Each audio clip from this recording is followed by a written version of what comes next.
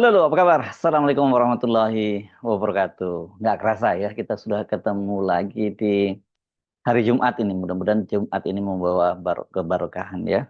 Saya akan mengajak Anda untuk menindaklanjuti konten berkaitan dengan keputusan Mahkamah Konstitusi kemarin yang memutuskan bahwa personil Polri aktif itu tidak boleh menduduki jabatan sipil. Dan ini dampaknya cukup serius ya, karena lebih dari 4.000 personil aktif Polri yang selama ini menduduki jabatan sipil ini harus segera menentukan sikap dan juga mengambil keputusan pensiun atau mengundurkan diri. Tentu yang usianya sudah mendekati pensiun ya lebih baik pensiun, tapi kalau yang masih jabatannya masih panjang ini kan tentu jadi dilema tersendiri. Putusan Mahkamah Konstitusi yang dibacakan hari Kamis tanggal 13 November 2025 menyatakan bahwa praktek penempatan anggota Polri aktif pada jabatan sipil bertentangan dengan norma hukum dan tidak boleh dilakukan. Ini bukan sekedar putusan hukum biasa. Dan perlu dicatat bahwa keputusan dari Mahkamah Konstitusi itu final and binding, ya, final dan mengikat, artinya harus segera dilaksanakan. Kalau itu jadi kabar buruk atau setidaknya kabar yang dilematis buat anggota Polri maupun internal kepolisian, sebaliknya ini jadi kabar gembira, bahkan melegakan bagi jajaran aparatur sipil negara ASN yang selama bertahun-tahun peluang karirnya tersumbat karena kursi-kursi struktural, jabatan-jabatan struktural ditempati oleh polisi aktif. Banyak posisi strategis di kementerian dan lembaga, bahkan BUMN, ya ini maksud saya yang jadi komisaris, yang seharusnya menjadi ruang meritokrasi aparatur sipil negara justru diambil alih anggota Polri yang masih berstatus aktif sehingga menutup kesempatan ASN untuk berkembang dan naik jabatan. Sementara bagi anggota Polri, kalau toh mereka menempati kejabatan di jabatan sipil, tapi pangkatnya masih bisa terus naik. Nah, sekarang memang dengan putusan itu bagi Polri enak ada pekerjaan rumah besar ini, terutama para petinggi Polri atau lebih mobil khusus Pak Kapolri, karena mereka ini harus memikirkan bagaimana mengelola sumber daya Polri hanya dengan mengandalkan struktur organisasi lembaga yang ada di Polri. 4.000 lebih personel itu, waduh, itu gede banget loh ya. Saya nggak tahu kalau ukurannya di Polri ini bisa-bisa satu Polda ini ya. Jangan-jangan ini eh, ukur apa jumlah seperti itu ya. Kepala Divisi Humas Polri, Irjen Polisi Sandi Nugroho, menyatakan bahwa Polri akan mematuhi putusan Mahkamah Konstitusi. Tetapi dia menyatakan bahwa Polri belum menerima eh, salinan resmi dan baru akan melaporkannya kepada Kapolri setelah surat putusan itu diterima. Artinya langkah apa Kapolri? Ini yang masih kita tunggu. Pernyataan Kadif Humas tadi sangat normatif dan terkesan diplomatis. Dan dia memang bukan orang yang ngambil keputusan. Justru karena itulah muncul pertanyaan yang penting. Sangat serius bahkan. Apakah Kapolri Jenderal Listio Sigit Prabowo, orang dekat mantan Presiden Joko Widodo, benar-benar itu akan menegakkan putusan Mahkamah Konstitusi yang sifatnya final dan mengikat ini? Pertanyaan itu relevan, sebab posisi Kapolri saat ini terlihat sangat kuat. Bahkan disebut sejumlah kalangan berada di luar kendali politik presiden. Salah satu indikatornya adalah langkahnya mendahului presiden dengan membentuk tim reformasi internal Polri yang oleh beberapa kalangan termasuk pejabat keamanan dan Jenderal TNI Purnawirawan Gatot Nurmantio sebagai tindakan yang insubordinasi melawan atasan, melawan perintah atasan. Tapi yang menarik kan tidak ada sanksi apapun kepada Kapolri. Sebaliknya ketika Presiden setelah maju mundur akhirnya mengumumkan tim reformasi Polri versi pemerintah, komposisinya justru didominasi oleh internal Polri. Nah, yang punya latar belakang Polri lah tepatnya gitu ya. Kapolri, ada Kapolri aktif, ada para mantan Kapolri dan mantan Wakapolri ikut duduk dalam tim. Tim yang seharusnya menjadi alat koreksi itu malah kembali menjadi forum internal Polri. Dengan latar belakang politik dan dinamika kekuasaan seperti ini, putusan Mahkamah Konstitusi yang menuntut penarikan 4.351 polisi aktif dari jabatan sipil bukan hanya persoalan administrasi birokrasi. Ini adalah ujian besar bagi Kapolri dan lebih khusus lagi Presiden. Apakah mereka tunduk pada konstitusi atau justru mempertahankan status quo atau pertimbangannya ya tarik-menarik kekuasaan di internal pemerintahan. Pasal 28 ayat 3 Undang-Undang 222 menyatakan keanggotaan Kepolisian Negara Republik Indonesia dapat menduduki jabatan di luar kepolisian setelah mengundurkan diri atau pensiun dari dinas kepolisian. Dan penjelasan pasal 28 ayat 3 Undang-Undang 2 2002 menyatakan yang dimaksud dengan jabatan di luar kepolisian adalah jabatan yang tidak mempunyai sangkut paut dengan kepolisian atau tidak berdasarkan penugasan dari Kapolri. Dari konstruksi penjelasan pasal 28 ayat 3 Undang-Undang 2002 dimaksud sepanjang frase yang dimaksud dengan jabatan di luar kepolisian adalah jabatan yang tidak mempunyai sangkut paut dengan kepolisian telah memenuhi substansi penjelasan suatu norma hukum sebagaimana dimaksud dalam angka 178 dan 176 dan angka 177 lampiran 2 Undang-Undang 12 2011. Dalam hal ini sepanjang frase yang dimaksud dengan jabatan di luar kepolisian adalah jabatan yang tidak mempunyai sangkut paut dengan kepolisian dimaksudkan untuk menjelaskan norma dalam batang tubuh in casu menjelaskan dalam kutip jabatan di luar kepolisian sehingga tidak mengakibatkan terjadinya ketidakjelasan dari norma dalam pasal 28 ayat 3 Undang-Undang 2 2002 sementara itu berkenaan dengan frase atau tidak berdasarkan penugasan dari Kapolri sama sekali tidak memperjelas norma pasal 28 ayat 3 Undang-Undang 2 2002 yang mengakibatkan terjadinya ketidakjelasan terhadap norma dimaksud. Terlebih, adanya frase atau tidak berdasarkan penugasan dari Kapolri telah mengaburkan substansi frase setelah mengundurkan diri atau pensiun dari dinas kepolisian. Dalam pasal 28 ayat 3 Undang-Undang 2 2002, perumusan yang demikian berakibat menimbulkan ketidakpastian hukum dalam pengisian bagi anggota Polri yang dapat menduduki jabatan di luar kepolisian dan sekaligus menimbulkan ketidakpastian hukum bagi karir ASN yang berada di luar institusi kepolisian.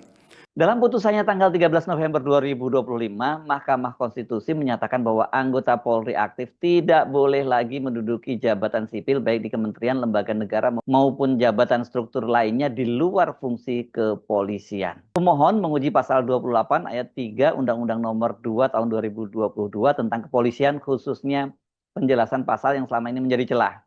Penjelasan itu menyebutkan bahwa yang dimaksud jabatan di luar kepolisian adalah jabatan yang tidak ada sangkut pautnya dengan kepolisian atau tidak berdasarkan penugasan dari Kapolri. Ini frasa ini ya, tidak berdasarkan penugasan dari Kapolri.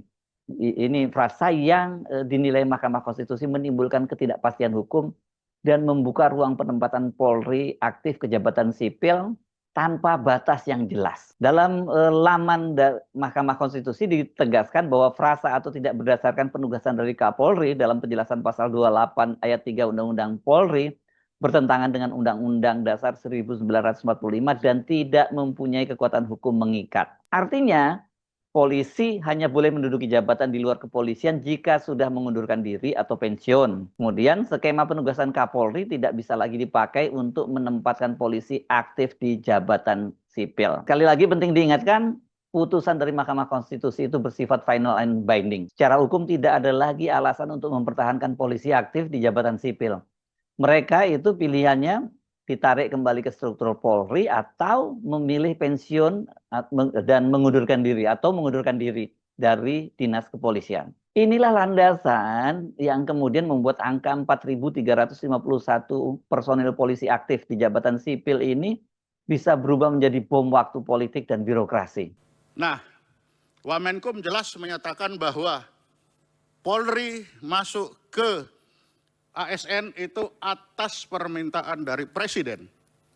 Ini penyampaian beliau di ruangan ini. Lanjut. Masih tetap sama bahwa pasal 28 dilanggar ini karena ada permintaan dari Presiden Jokowi. Termasuk tadi dari DPR kita dengar juga mirip.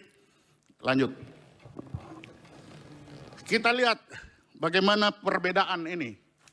Mulai tahun 2023, 2024 sampai 2025, ini ada tren kenaikan penugasan.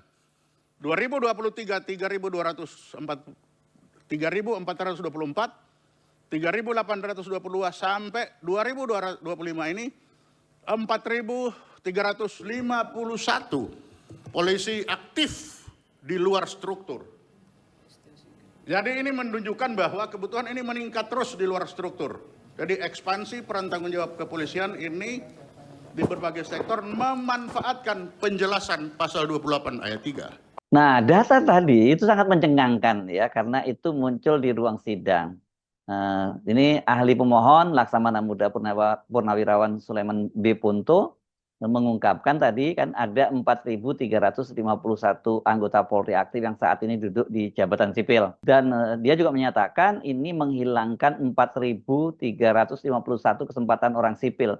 Karena 4.351 itu tidak mungkin masuk polisi tanpa polisi bisa masuk ke ASN, sehingga tidak netral dan menghilangkan kesempatan. Penting dicatat soal kesaksian tadi itu ya, karena pernyataan itu disampaikan di bawah sumpah di hadapan Majelis Hakim Mahkamah Konstitusi dan juga terekam dalam pertimbangan putusan resmi nomor 114 garis miring PUU garis hubung 23 Romawi garis miring 2025.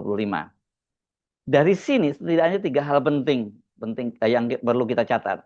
Satu, angka 4.351 tadi bukan gosip media, tetapi angka yang masuk dalam dokumen resmi persidangan Mahkamah Konstitusi. Kalau ada yang salah, berarti harus waktu di sidang Mahkamah Konstitusi harusnya ada yang mengkoreksi dong ya. Kedua, setiap kursi yang diisi oleh polisi aktif berarti 1 kursi ASN hilang untuk ASN. Tiga, ini menciptakan bentuk ketimpangan struktural karena aparatur sipil negara tidak mungkin masuk ke Polri. Bisa, tapi dia bukan dalam struktur Polri, punya pangkat seperti itu ya. Tetapi Polri bisa masuk ke ASN dan mereka masih bisa terus naik pangkat selama masih menjabat di jabatan aparatur sipil negara itu. Karena itu tadi Pak Sulaiman menegaskan bahwa penempatan semacam ini menggerus prinsip meritokrasi dan menciptakan privilege struktural bagi anggota Polri. Karena mereka bisa mengakses 2 dunia sekaligus, dunia kepolisian dan dunia birokrasi sipil. Selain kesaksian dari Pak Sulaiman Punto tadi, ada lagi kesaksian saksi dari yang bernama Stepanus Febian Babaru. Lebih menarik lagi karena selain menyoroti peluang ASN tertutup, ini juga Polri mendapatkan gaji ganda karena dengan masih aktif menjadi Polri, ya mereka masih mendapat gaji. Ini kan double ya dari APBN dan nggak boleh loh aturan dari APBN double seperti itu. Sebagai warga negara Indonesia yang memiliki kemampuan khusus dalam bidang IT dan memiliki kemampuan investigasi dalam dugaan tindak pidana korupsi, kesempatan saya mengembangkan dan menerapkan kemampuan saya karena kesempatan saya mengikuti kontestasi sudah ditutup dan diisi oleh pejabat-pejabat dari instansi Polri yang saya berikan contoh. 1. Wakil Kepala Badan Siber dan Sandi Negara atau yang disingkat BSSN, Komjen Pol Albertus Rahmat Wibowo SIK MIK. 2. Ketua Komisi Pemberantasan Korupsi atau yang disingkat KPK, Komjen Pol Dr. Andes Setio Budianto SHMH. Hal tersebut sudah beberapa kali saya pertanyakan kepada lembaga negara tersebut tahun 2024 dan di tahun 2025. Akan tetapi saya mendapatkan jawaban bahwa jabatan-jabatan tersebut sudah diisi oleh instansi kepolisian. Adapun seharusnya ketika seorang anggota kepolisian negara Republik Indonesia menjabat di luar struktur kepolisian seperti menduduki jabatan sipil atau struktural di lembaga negara lain tanpa terlebih dahulu mengundurkan diri dari institusi Polri, maka yang bersangkutan berpotensi tetap menerima penghasilan ganda. 1. Gaji atau tunjangan sebagai anggota Polri dan 2. Gaji serta fasilitas dari jabatan sipil yang didudukinya. Hal ini menimbulkan ketidakadilan sosial dan mencederai prinsip persamaan di hadapan hukum sebagaimana dijamin oleh pasal 28D ayat 3 Undang-Undang NRI 1945. Nah, kalau tadi angka 4.351 yang disampaikan oleh Pak Sulaiman Punto itu masih terasa abstrak. Kesaksian Stepanus Febian Babaru membuat masalah ini menjadi sangat konkret dan personal. Stepanus ini adalah seorang profesional di bidang teknologi informasi. Dia menceritakan bahwa tadi dia pernah ikut seleksi menjadi pejabat di Badan Cyber dan Sandi Negara, BSSN, pada tahun 2024 dan 2025. Namun jawaban yang dia terima mengejutkan. Jabatan-jabatan yang seharusnya terbuka bagi sipil diisi oleh instansi kepolisian. Artinya angka 4.000 lebih tadi itu bukan hanya angka di atas kertas. Di dunia nyata orang-orang sipil yang punya kompetensi teknis seperti Stepanus dikalahkan bukan oleh pesaing sipil lainnya, tapi oleh polisi aktif yang masuk ke jabatan sipil. Stefanus juga mengangkat isu yang sangat sensitif tadi, gaji ganda. Dalam keterangannya kan dia menyinggung soal rangkap jabatan polisi di lembaga sipil berpotensi menimbulkan penghasilan ganda dari keuangan negara dan menciptakan privilege yang tidak berdasar pada prinsip keadilan dan meritokrasi. Dua-duanya menyinggung soal privilege ini, jadi dia jadi semacam polisi ini menjadi semacam warga negara istimewa dong kalau dia punya privilege ya. Kombinasinya itu menjadi berbahaya. Polisi tetap menerima gaji sebagai anggota Polri, di saat yang sama menerima gaji garis miring tunjangan jabatan sipil, sementara aparatur sipil negara ASN yang bukan polisi kehilangan kesempatan untuk duduk di kursi itu. Dan sebaliknya mereka juga tidak bisa menduduki jabatan-jabatan struktural di Polri. Ini bukan hanya soal etika tapi juga efisiensi anggaran dan konflik kepentingan. Fenomena 4.351 polisi aktif di jabatan sipil ini meminjam pernyataan dari Pak Soleman Bepunto ya, mengingatkan kita pada satu istilah lama yang dulu kita sering kritik tapi sekarang sudah tutup buku, dui fungsi abri. Bedanya dulu TNI yang masuk ke jabatan sipil, sekarang justru Polri yang menempati kursi-kursi sipil di berbagai kementerian dan lembaga. Yang menarik ini secara hukum, posisi TNI dan Polri sekarang terbalik. TNI itu sekarang berdasarkan undang-undang yang TNI yang baru dibatasi ketat, hanya 14 jabatan sipil boleh diisi prajurit aktif. Dalam revisi Undang-Undang TNI yang disahkan Maret 2025, DPR dan pemerintah sepakat bahwa prajurit TNI aktif hanya boleh menduduki 14 jabatan sipil tertentu yang secara langsung berkait dengan fungsi pertahanan dan keamanan.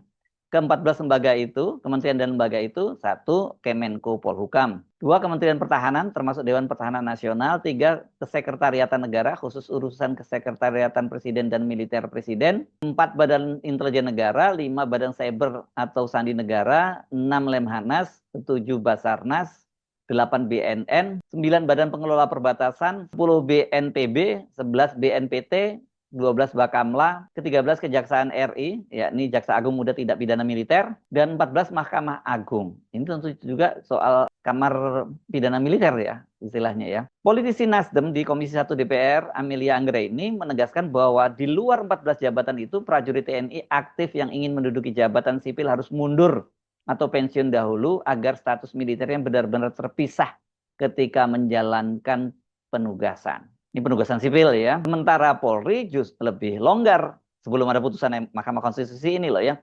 Berbeda dengan TNI yang dibatasi ketat, penempatan anggota Polri aktif di jabatan sipil selama ini tidak memiliki daftar limitasi yang jelas. Akibatnya polisi aktif menempati berbagai posisi strategis di sejumlah kementerian dan lembaga. Misalnya di KPK, ini kita ambil contoh aja ya. Itu setidaknya ada 2 polisi aktif yang pernah memimpin KPK, yakni Firly Bahuri, yang kedua Setio Budianto. Dan ketika dia menjabat sebagai ketua KPK itu, dia masih perwira aktif. Bahkan sebelumnya dia jadi Irjen di Kementerian Pertanian. Sekarang sudah pensiun Pak Setio ini. Sementara Firly, dia waktu terpilih menjadi ketua KPK itu, dia masih berpangkat Irjen. Dan kemudian tidak lama pangkatnya dinaikkan menjadi komisaris jenderal. Dan dia kemudian baru pensiun dalam masa jabatan dia sebagai ketua KPK. Jabatan lain misalnya BNN, BNPT, Basarnas, BSSN, kemudian lembaga-lembaga strategis itu banyak juga yang diisi oleh pejabat Polri aktif. Dan tadi saya juga menyinggung soal BUMN, misalnya Komisaris Jenderal Fadil Imran. Dia menjadi komisaris di Main ID, ini holding perusahaan tambang. Nah, saya tadi sebut Pak Setio Budianto waktu itu masih menjadi jadi Inspektur Jenderal Kementerian Pertanian. Kemudian juga ada sekarang ini Sekretaris Jenderal DPD RI diisi oleh pada waktu itu Irjen Muhammad Iqbal. Sekarang dia waktu jadi anggota menjadi Sekretaris Jenderal DPD RI, pangkatnya dinaikkan satu tingkat menjadi Komjen. Artinya itu bintang 3 ya. Belum lagi kita bicara pejabat kepala daerah, gubernur, PJ Bupati, PJ Wali Kota dari unsur polisi aktif di sejumlah daerah. Inilah yang membuat banyak pengamat menyebut situasi sekarang sebagai dui fungsi Polri gaya baru. Polisi tidak hanya menjalankan fungsi penegakan hukum, tapi juga menguasai ruang-ruang sipil di birokrasi. Putusan MK secara tegas memutus pola ini untuk Polri mirip dengan pembatasan 14 jabatan bagi TNI. Saya kira nanti ini harus diatur dalam undang-undang Polri yang baru. Nah, karena kalau kita mengacu pada revisi Undang-Undang TNI, itu membuka membuka 14 pintu secara eksplisit, sementara putusan MK justru menutup pintu jabatan sipil bagi Polri aktif kecuali setelah mundur atau pensiun. Nah, ini saya kira nanti mungkin celahnya di situ ya, di undang-undang, di revisi undang-undang Polri. Nah, putusan ini tidak sekedar putusan administratif, tapi ini juga ada drama politiknya. Secara hukum, setelah putusan MK, Kapolri tidak punya banyak pilihan. Anggota Polri aktif yang menduduki jabatan sipil harus mundur atau pensiun jika ingin tetap di posisi sipil. Anggota Komisi 3 DPR RI dari fraksi Nasdem, Rudianto Lalo, menyatakan bahwa semua pihak harus tunduk dan patuh pada putusan MK dan polisi aktif wajib mundur bila ingin tetap di jabatan sipil. Tapi persoalannya di lapangan itu pasti jauh lebih rumit. Dilema internal Polri. Ya, kehilangan 4.351 jabatan sipil. Tadi saya menyebutnya ini ya mudah-mudahan nggak terlalu salah, ini hampir satu Polda begitu ya. Tapi kalau salah tolong dikoreksi, berapa sih total personel di satu Polda? Tapi Polda-Polda kecil mungkin jangan-jangan nggak sampai segitu jumlahnya. Kan coba bayangkan untuk mencari posisi untuk ribuan orang seperti ini kan nggak mudah. Putusan ini kan berarti 4.351 polisi aktif tadi harus ditarik dari jabatan sipil atau mereka harus keluar dari dinas Polri. Bagi institusi Polri ini bukan sekedar mutasi biasa, ada beberapa dilema besar. Ribuan perwira kehilangan posisi basah dan jalur karir alternatif di banyak jabatan sipil yang jelas menawarkan satu beban kerja yang relatif lebih ringan. Jadi polisi kan kerjanya apalagi kalau yang di lapangan, wah berat loh ya, reserse dan sebagainya itu ya. Kemudian tunjangan dan fasilitas yang menarik, akses anggaran dan jaringan politik, dan kemudian berikutnya soft landing untuk kehidupan pasca pensiun. Kan undang-undangnya Polri sampai umur 58, tapi kalau di kementerian dengan jabatan-jabatan itu, jabatan-jabatan tinggi itu usia pensiunnya lebih panjang ya. Kalau nggak salah sampai 60-an tahun tuh. Jika mereka ditarik kembali ke Polri, harus ada jabatan yang menampung. Struktur Polri tidak elastis dan ini berpotensi menimbulkan ketidakpuasan internal. Persoalan lain itu Polri kehilangan kaki-kaki di berbagai lembaga kementerian di mana ada penempatan polisi aktif selama ini karena dengan begitu kan mereka punya akses informasi, punya pengaruh kebijakan, kemudian jaringan kekuasaan lintas lembaga. Berarti hilangnya 4.351 jabatan sipil berarti Polri kehilangan sebagian basis pengaruhnya di luar struktur resmi kepolisian. Dan benturan antara kepentingan institusi versus kepatuhan konstitusi di satu sisi, Kapolri juga harus menjaga soliditas internal. Tapi di sisi lain dia juga harus tunduk pada putusan Mahkamah Konstitusi yang final dan binding tadi. Jadi saya pikir nggak terlalu heran kalau sikap resmi Polri sejauh ini masih batas kami menghormati putusan MK dan menunggu salinan resminya. Itulah sebabnya ketaatan Kapolri bukan sekedar soal patuh atau tidak patuh, tapi juga soal sejauh mana dia berani mengorbankan kenyamanan internal Polri demi mematuhi konstitusi. Pada titik ini bukan hanya Kapolri yang diuji, Presiden juga loh ikut diuji.